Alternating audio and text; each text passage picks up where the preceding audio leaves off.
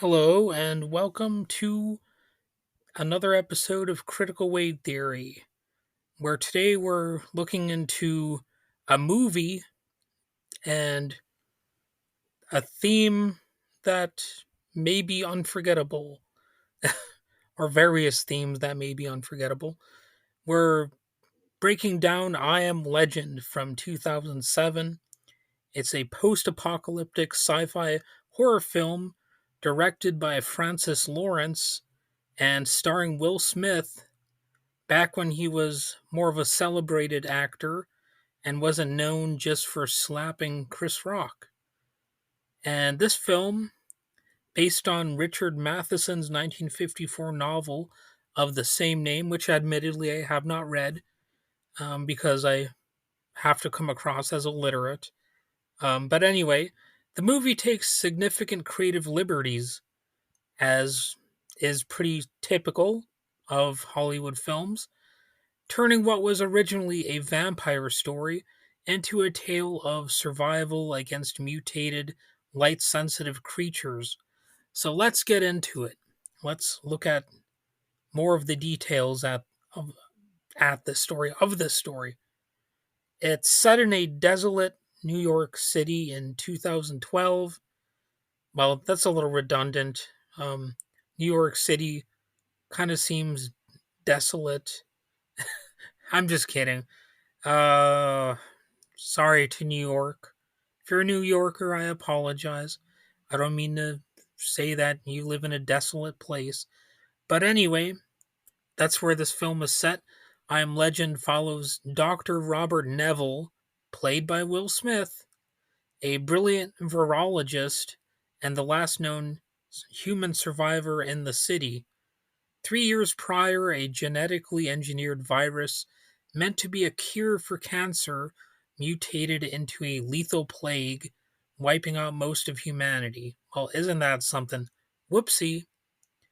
Those who weren't killed transformed into dark seekers, the aggressive nocturnal creatures that hunt anything in their path. And in this case, they try to kill Will Smith and his cute dog.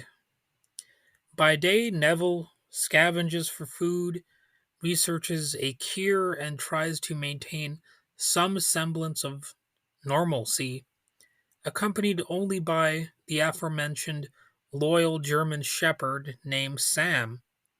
His routine is strict.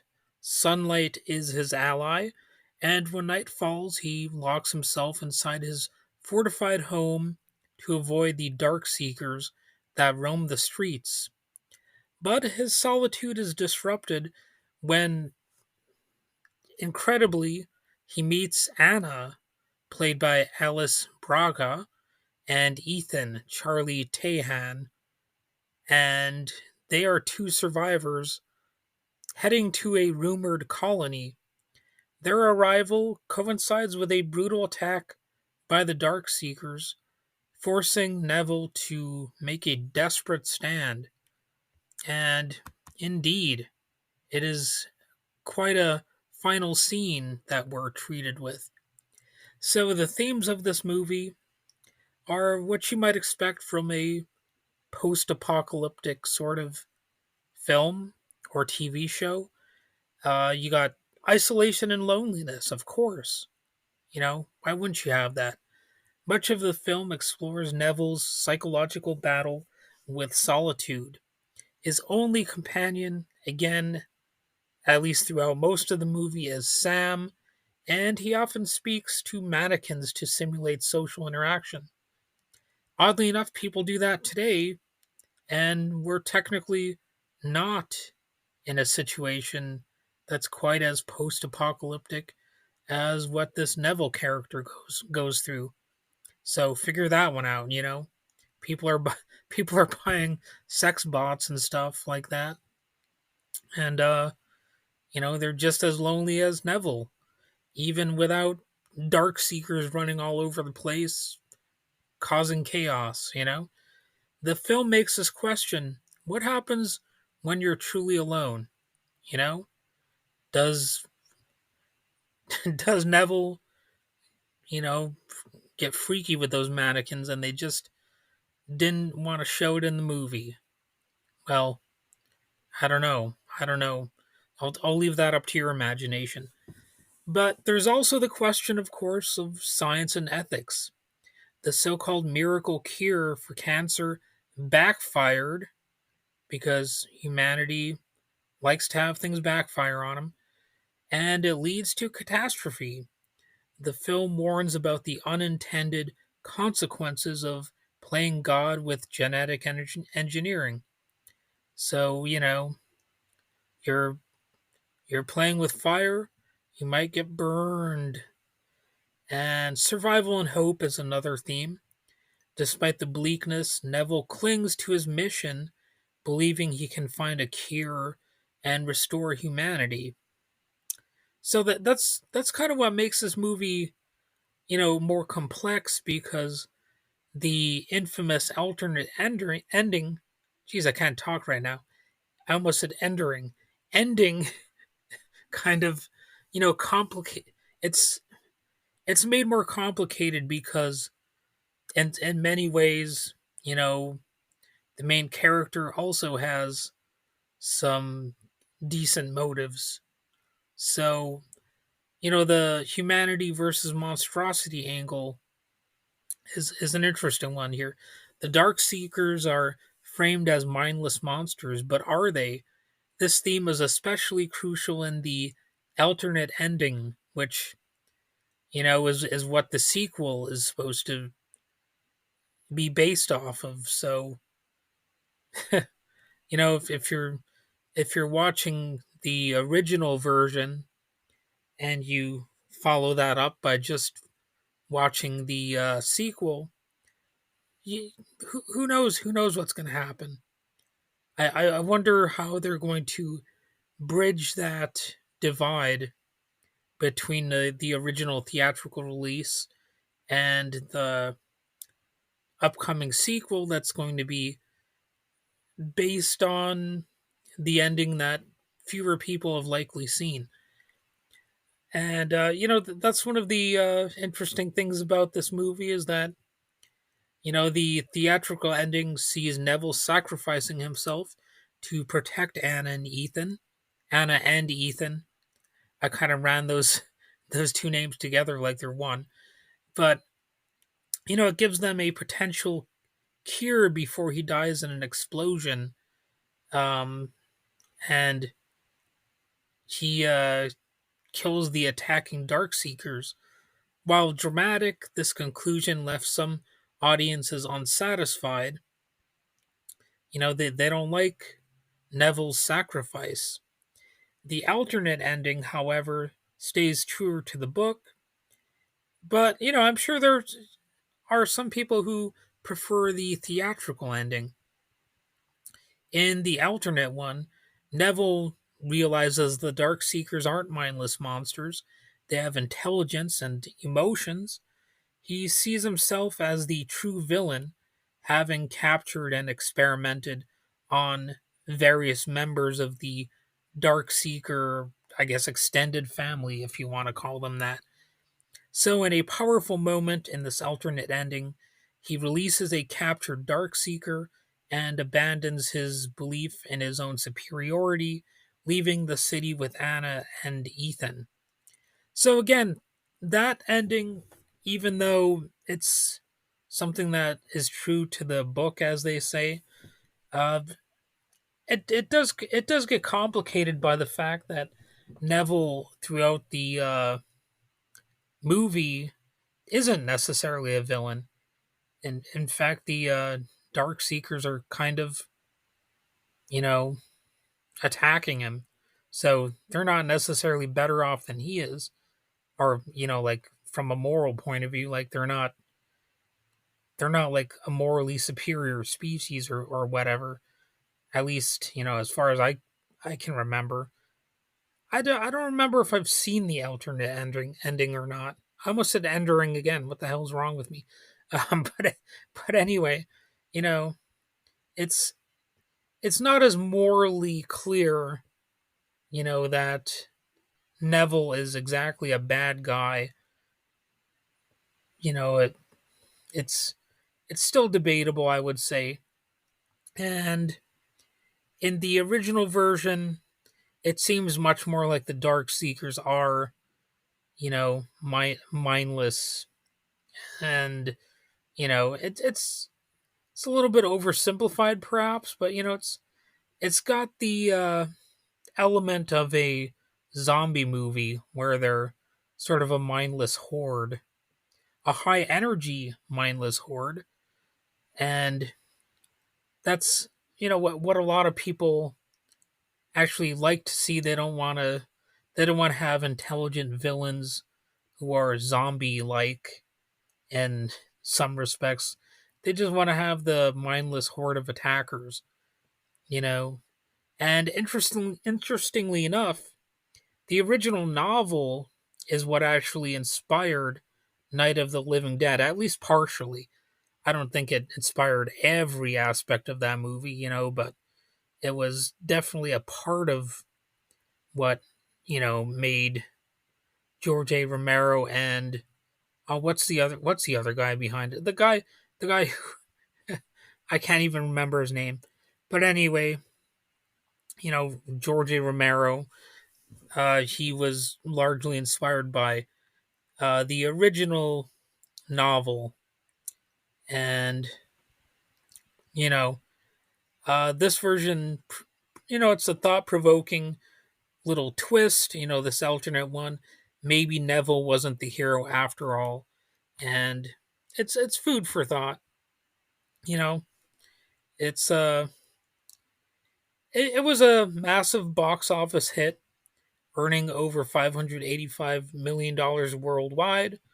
Critics and audiences praised Will Smith's performance, and in particular, his ability to carry the film largely on his own throughout most of the movies.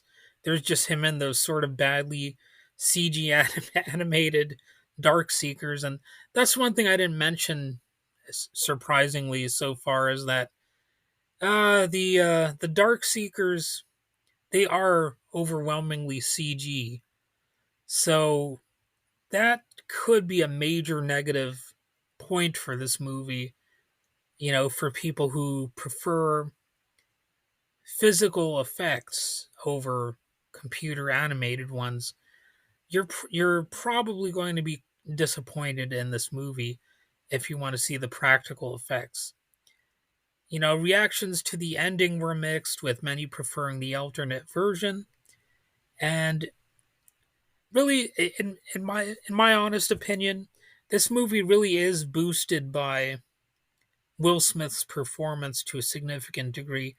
Because, like I said, the Dark Seekers, they don't look as realistic as I would like them to. I mean, this movie obviously came after Jurassic Park, which had some pretty realistic looking dinosaurs. And there are definitely times where I watch this and I'm trying to look past some of the bad CG, and it can be tough. I'm even trying not to be a jerk about it. But man, it's that the Dark Seekers, they just don't look real enough. So that's one of the drawbacks to trying to enjoy this movie as much as I possibly could have. I kind of have to force myself to look past the flaws in the animation, and I want to be able to do that, but man, it actually requires an effort, which makes the movie not as good as it could be. I mean, I don't want to say all that. I want to say this movie is like an absolute masterpiece, but the best thing about it is Will Smith's performance, and it really is a good one.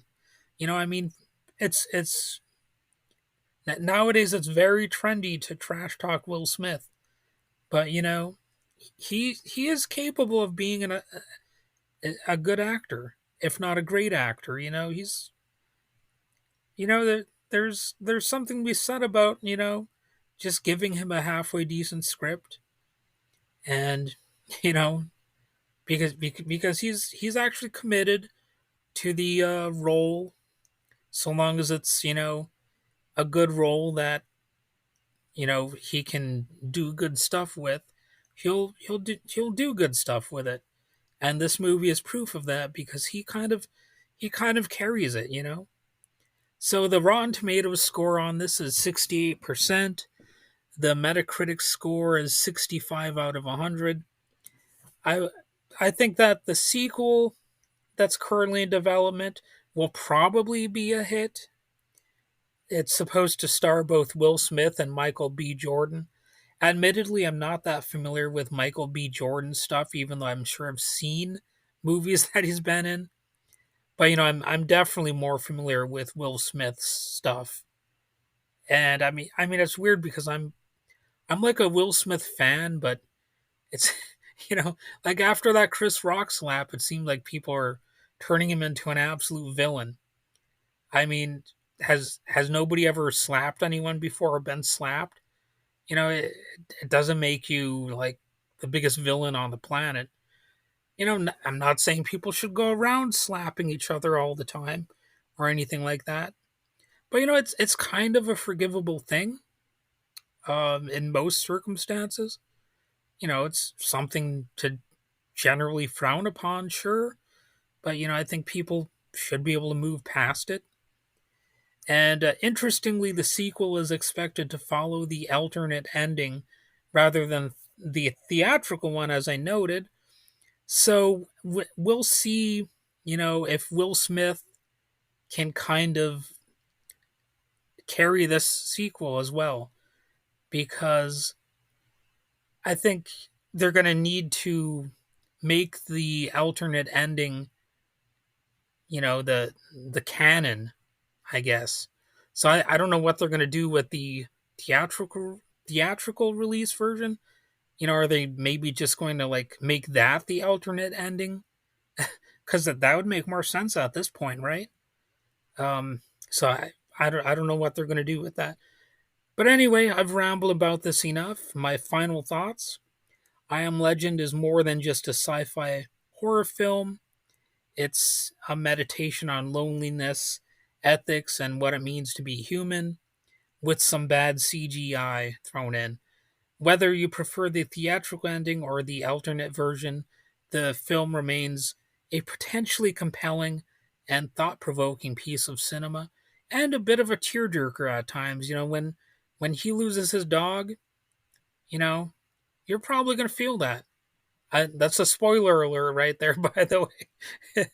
His dog dies. His dog dies. In case you didn't see it, I just spoiled it for you. So thanks for tuning in to Critical Weight Theory.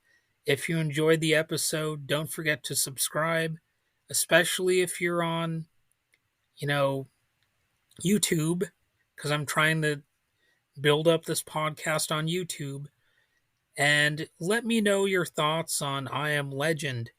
Until next time, stay safe and don't forget to turn on the lights at night, because those dark seekers, they don't like the light, man. They they they need the dark. They're like the they're like the boogeyman.